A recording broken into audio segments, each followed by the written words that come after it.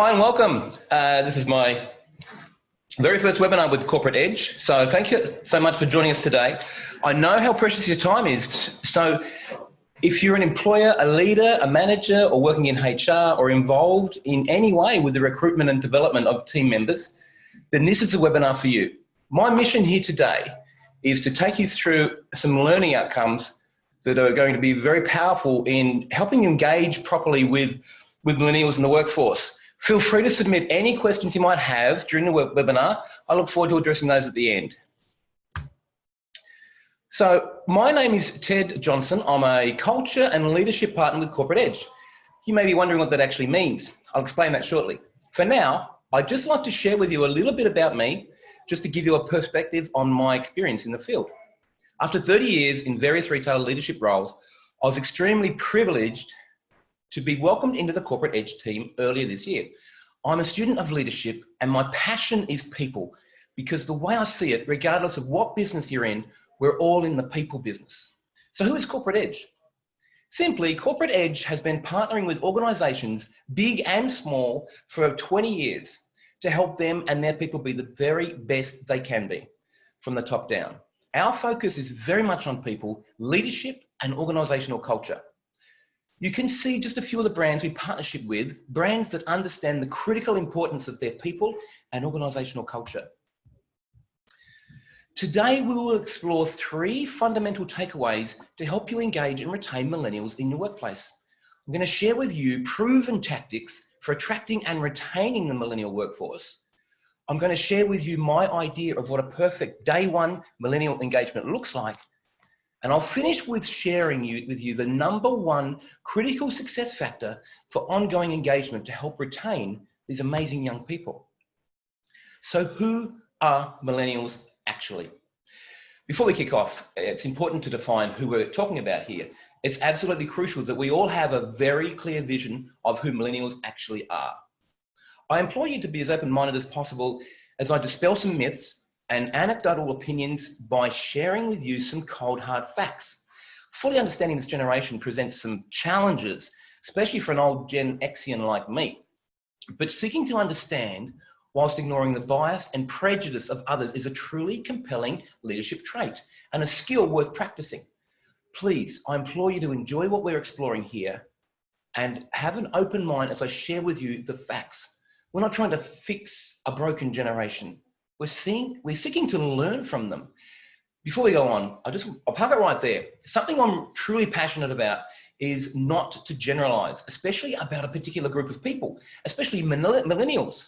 The reason I don't like to generalize is the moment we label anyone, we filter what they say and what they do to fit our perception of what that label means to us. And there's been way too much negative profiling and stereotyping going on about this generation. And so much of it's either out of date or it's just plain wrong. So for many of us who are not millennials, the popular perception, not necessarily substantiated by any recent evidence, is that our modern day millennials are impatient, they're overly self-confident, they're self-absorbed, self-important, lazy, easily bored, easily distracted, spoiled, entitled, flippant, disloyal. I could go on all day. We've attached so many negative labels to them. Much of this is in stark contrast to how they see themselves and the opportunities they present to employers. When they look in the mirror, millennials see a tolerant, curious, positive, sharing, connected, flexible, innovative, conscientious individual, and they are very true to themselves and those around them. I hope I'm clear about my dislike of generalizing and stereotyping. But it's the new skills and the new values and the new challenges that this generation brings to the table that have actually inspired us to rethink how we engage with our team. Fact #1. Millennials, also known as Gen Y, were born between the early 80s and the late 90s. The oldest millennials will be well entrenched into the workforce already. They're well into their late 30s. Today, I'd just like to draw a line through their modern age groups and focus on the younger group of millennials, those who are in their, say, early to mid 20s and most likely entering the workforce for the very first time. Fact #2, It's nothing new that new generations bring to the table new challenges. I love this quote reflecting exactly that from Hesiod, 2,800 years ago. Fact number 3. Millennials are the most educated generation we have ever seen. So if you look at this chart here, you can see, there we go. You can see that according to Deloitte in 2017, 62% of millennials had a tertiary education, 40% held a bachelor degree or higher. If we were to go back 25 years earlier to 1992, only 12% of those in the same age bracket, Gen X, held a similar qualification. So this generation brings with them an intellect, a contemporary education, and a view of the world we've never seen before. Wouldn't we want to embrace this and learn from them? Millennials, just in sheer numbers, outsize any previous generation. And by 2020, they will comprise around 50% of their workforce. By 2025, it'll be more like 75%. There's no escaping them. We have no choice but to embrace and nurture them as the future leaders and understand how their contribution to your organization could well be the most revolutionary we've seen from any previous generation. Today, I'd like to share with you the latest findings from Deloitte published in their Millennial Survey of 2019. Deloitte interviewed more than 16,000 millennials around the world, including 500 Australians. The greatest concerns from our Australian millennials were about climate change, their careers, their lives, and society. Apart from the catchy title, A Generation Disrupted, the thing that caught my attention here is that last sentence, the summary that millennials and Generation Z expressed uneasiness and increased pessimism about their careers, their lives, and society. Let's look at that again. Pessimism about their careers, their lives, and society. If we tie this back to providing world-class day one engagement, this tells me we need to establish a high level of trust from the get-go. Trust is a result of many things, but mostly it comes from demonstrating that we actually care about them. We do this by getting to know them on a personal level, learning what's important to them, making it important to us, and helping them achieve their goals is both key and crucial. We do this genuinely, we do it sincerely and with absolute authenticity. You can't fake this stuff. And if you try, you just destroy their trust. Career. It tells me we need to ensure they have a very clear understanding of exactly what their career path looks like within our organization from day one. Lives. How joining our team will enrich their lives. And society. We need to communicate what they do and what we do both contribute towards making a positive impact on society. This chart is an extract from the Deloitte's 2019 report called The Australian Cut. We've got the top 5 ambitions of Australian millennials. I'd like to examine these and tie them back to our main points. We take an interest in their ambitions to help us clarify how we are interested in helping them achieve and how working here will also help them achieve. Just look at how these goals would influence their engagement and onboarding day one. Look, you may well have a young adult in front of you day one who has none of these ambitions, but you would have discovered what their goals are during the recruiting process. And you would have already personalized your execution of how to onboard them accordingly. We might already know that their goals are similar to these listed here. So their highest, they want to buy a house. They actually want to travel the world. Not just Australia, they want to see everything. They also want to buy a house. Both of these are really good to know as an employer because they provide the motivation for the next ambition, and that is to earn a high salary. If we can show them how joining our team will help them achieve just these first 3 goals, could you imagine the impact this would have on attracting and retaining millennials? Huge. If we have a bonus system, obviously that would appeal to them. So we need to ensure they understand exactly how it works.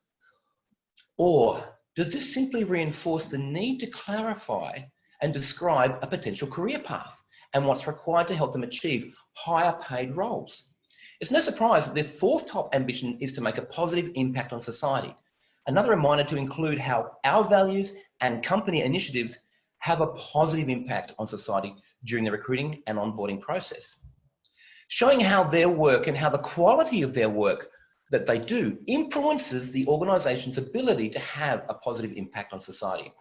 It won't not only help attract and retain young adults, but will help them feel more empowered, more involved, and more included, which all combine to give them a purpose and a higher level of engagement.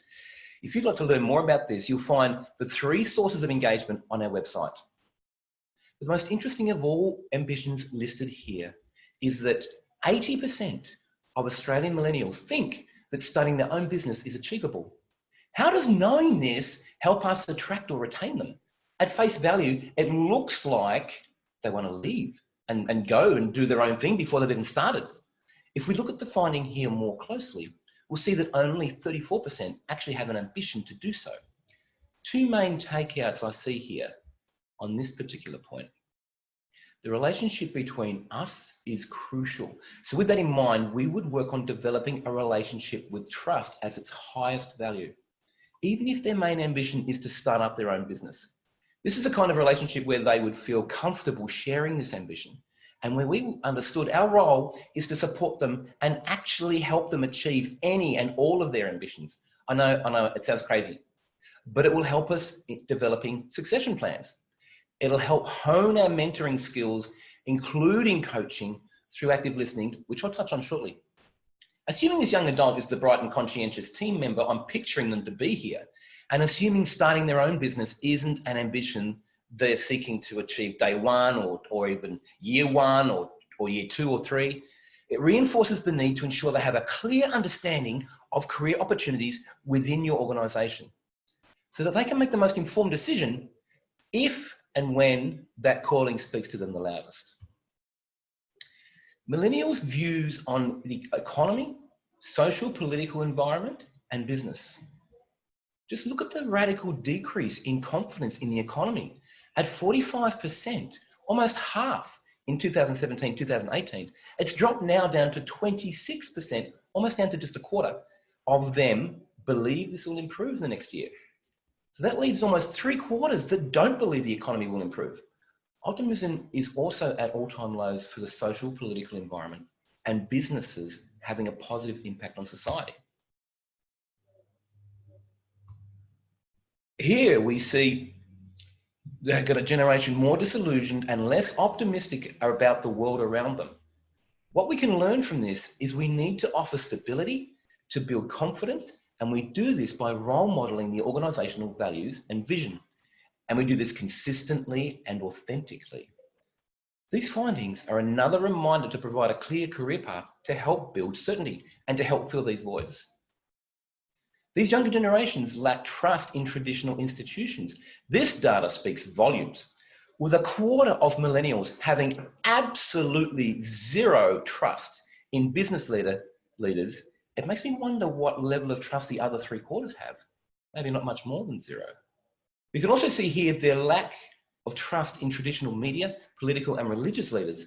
What's most relevant to this discussion is the lack of trust in business leaders. It's quite shocking. When I first considered what this meant, I saw this as a huge challenge. But upon further reflection, it's actually good news. It confirms the importance of not just building trust, but earning trust, especially amongst millennials new to the workforce. We already know we do this by showing genuine care. We must understand the importance of the relationship. We must take responsibility for the relationship and play an active role when engaging with the aim to build and maintain a strong relationship. Highlights the importance of the relationship business leaders have with their millennial workforce and the need for authenticity in demonstrating consistent role modeling of 21st century leadership to help shift the perception.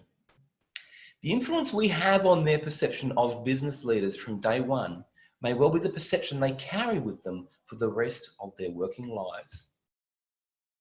This slide actually reveals some tactics for attracting and retaining millennials. Creating a company culture that will entice millennials to apply isn't just about offering the right salary or the right perks. They want to work for companies with a clear purpose, where they see how their work truly makes an impact. This is the pot of gold at the end of the engagement rainbow. Understanding the reasons why millennials would look to leave employers provides invaluable insights into how we connect and how to keep them engaged and how to help them stay. We will be more successful in attracting and retaining millennials if we can establish connections that align with as many of their personal needs as possible. And the summary findings are a great place to start to open this conversation during the recruiting process and then our ongoing engagement. I hope the following questions will stimulate some healthy discussion within your team about what you might need to review or implement within your organisation to help retain millennials longer. What is the positive impact our organisation has on the community? How do we provide a motivating and stimulating working environment? Do we offer flexible working practices? What is their perspective of what a healthy work-life balance looks like? What are their views on diversity and their need for inclusion? Do we provide opportunities for development and through training and ongoing mentoring? All right. This is a fictitious scenario that I've created, but if you want your millennial talent to stay with you, you have to give them unique reasons to stay from day one. Only the organisations that understand how talent wants to be treated will avoid the turnover trap. I'd like to start with a typical day one engagement at the not so good end of that spectrum. And I wonder if this might sound a little familiar. Amy Roberts is 22 years old. She's just finished her master's degree in marketing and has arrived 30 minutes early for her first day in a new job. Amy is in a holding pattern for her dream career, but is grateful to have landed an entry-level position with a national retailer and is secretly hoping this might lead to something more. She arrives at the staff car park to a closed boom gate. She presses the intercom button and presses it again, waits a full minute, checks her watch, and presses it a third time. A voice eventually answers her call. The operator doesn't have her name listed on his schedule, but he can't be bothered with an argument, so he lets her in anyway. Amy parks her hand-me-down Toyota Echo and makes her way into the building. She's greeted by a beaming receptionist. The receptionist's smile quickly fades when she learns Amy isn't a customer. She indicates there is a staff entrance to her left. And now Amy coming through the front door has now screwed up their customer conversion statistics because of the counter. Doing her best to appear unfazed, Amy waits posture perfect in the foyer for her immediate supervisor. She watches people move through the area, engage with each other or with someone on their phone, all completely aloof and seemingly oblivious to Amy's very existence. Her immediate supervisor finally turns up. She directs Amy to her workstation, presents a 234-page document on their occupational health and safety policies for her to read through, sets her up for 16 rather demotivational videos on how to lift boxes and where to place her stapler, and tells her she'll be back in a few hours to see how she's going. She doesn't return. Amy arrives home and her mum tentatively asks, "How was your first day?" "It was fine, but I think I'm going to quit." Later that night, her immediate supervisor looks down at the text message on her phone. Typical Gen Y, quitting after just one day. At the other end of the engagement spectrum, Amy Roberts is 22 years old. She's just finished a master's degree in marketing and has arrived 30 minutes early for her first day on her new job. Amy is in a holding pattern for her dream career, but she's grateful to have landed an entry-level position with a national retailer. Amy received an email from her immediate supervisor a few days ago, indicating where to park her car and where the staff entrance was located. Staff boom gate opens with a video message. "Welcome to your first day, Amy." Here we can see that Amy is already feeling included, even before she's entered the building. Inclusion is a powerful source of engagement. She finds staff entrance, makes her way through. At the receptionist desk is a monitor with multiple messages sliding across the screen. One of them is, "Welcome to your first day, Amy Roberts." The receptionist gives her a beaming smile. "Welcome, Amy. You're going to love it here." Amy takes a seat, posture perfect, in the foyer, waiting for her immediate supervisor. She watches people move through the area, engaged with each other or with someone on their phone. But each of them stop to acknowledge her and welcome her aboard. Again, inclusion is absolutely key here to engagement. It helps to make Amy feel connected and already accepted and part of the community. Her supervisor arrives early and tells Amy she's blocked out her entire day to invest just in her.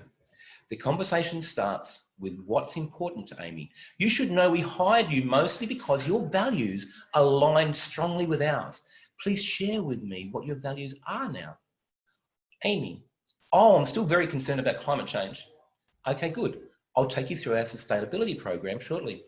Showing how the organisational values are congruent with hers also helps make her feel more engaged, more respected, and more aligned.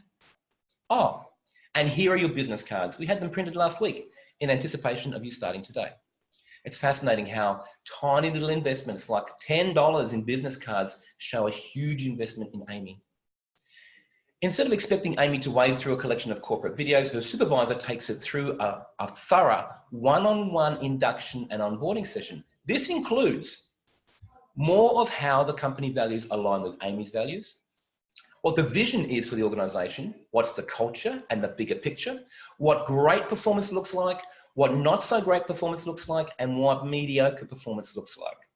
How to perform her role and the impact it has on the organisation overall, what training will be provided for her to help fulfill her role as best as she possibly can, what's expected of her and what her accountabilities are and what her KPIs are, what success here really looks like, and what promotional opportunities lie ahead for Amy. Could you even begin to imagine how connected and purposeful Amy is feeling right now? I could continue, but I'm sure you get the idea of how you could create a world-class engagement for any young adult. And how much has it actually cost the organisation? Nothing, compared to how engaged and inspired Amy will feel to turn up the very best version of herself day in, day out. I'd like to finish with the #1 critical success factor for engaging and retaining young millennials. This is so very crucial to understand. Millennials show deep loyalty to employers who invest meaningfully in their training and professional development. Investing in ongoing mentorship is a key factor of retaining this part of the workforce. You're probably familiar with the following conversation, but with an average tenure of just 2.6 years, it applies to millennials more than any other generation before. General Manager of ABC Widgets. I'm really concerned about investing in these new recruits. What if we train them and they leave? The CEO responds, what if we train them? Or what if we don't train them and they stay? #1 critical success factor for engaging and retaining millennials is ongoing mentorship, training, and coaching. These bright young adults thrive on education, personal development, and constant feedback. So formal training and professional development program is paramount. This must include one-on-one coaching and mentoring and lots of feedback. Positive feedback needs to be provided daily, perhaps 3 or 4 times each day. This doesn't mean we ignore subpar performance. We certainly address this in our weekly coaching and mentoring sessions. By the way, this isn't something new and revolutionary. Quite simply, it took this bright young generation who expect this to inspire us to rethink how we engage. My point here is that way too often, I see managers failing when they truly think it's their mission and their purpose to catch someone doing something wrong. It's such a counterproductive and backwards trap to fall into. As 21st century leaders, we need to develop the skills of catching somebody doing something right. For most of us, this is a skill that requires practice. It's a trait of exceptional modern day leadership, and the result is higher performance and deeper engagement. Short of putting us all through a professional mentoring or coaching program, I think it's crucial that we just briefly touch on coaching through active listening 101. Face-to-face coaching sessions should be at least weekly for full-time team members and fortnightly for part-timers or casuals. During these one-on-one sessions, we use active listening skills and ask questions to coach them to help them find the solutions waiting to be discovered. All generations deserve coaching, mentoring, and active listening. Again, this isn't something new, but these are powerful leadership skills that require practice. Simply executing these things well and consistently is demonstrating outstanding leadership skills. During active listening, we put aside our own beliefs and biases and create a space where we're truly present and focused 100% on them. We blank our minds, we lean in, and we truly listen to what they have to share. We don't invest this time to craft a response or share our own viewpoints or opinions or answers or solutions to fix a problem. For many of us, this is a massive challenge and totally contrary to how we conduct ourselves normally during everyday conversations. We're not seeking to bestow them with our decades of experience or our wisdom, no matter how tempting that might be. We're seeking to serve them. After all, that's what leadership is. It's all about serving others. We're seeking to support them and help them discover their own opinion, their own answers, and their own solutions themselves. And this will serve them infinitely better than us telling them the answers or what to do. And also, when we do this, we demonstrate world-class leadership and coaching skills. And we do it by asking questions. Questions starting with what are often the best. What does that look like to you? What do you think will be the outcome if you continue along this path? What are the greatest obstacles you see here? What do you think you need to do to overcome these obstacles? We've covered off a lot here, and I hope you've taken away some key learnings. Number one, we've explored the tactics for attracting and retaining millennials. Number two, we've explored an anecdotal example of what a perfect day one millennial engagement looks like. And I hope you can take this and create your own for your own new recruits. We've explored the number one critical success factor for engaging with millennials. Actually, we learned there are three. Consistent positive feedback, catching people doing something right, and coaching through active listening. And although we're here today exploring how all of this relates to millennials, there's no reason why we wouldn't seek to engage with any team member of any generation or age group similarly. For me, what I find so very interesting is that none of this is actually new. Actively seeking to help our people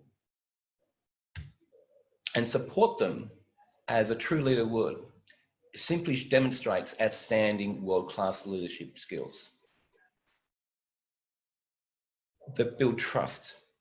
But it took this bright young generation to encourage us to re-explore how we conduct ourselves as leaders and how we engage with our people. They've actually inspired us to review our own leadership skills and have inspired us how to deliver world-class engagement. Now it's our turn to inspire them. I'd love to imagine all of us striving towards setting the leadership example for them as they become the next generation of outstanding 21st century leaders. Thank you so much for your time and joining us today. I don't have questions on my screen here, so if you have submitted any questions, then I'll address them offline separately. If you'd like to learn more about Corporate Edge and how to inspire your people to be the very best version of themselves day in and day out, please feel free to visit our website at www.corporate-edge.com.au. Thank you.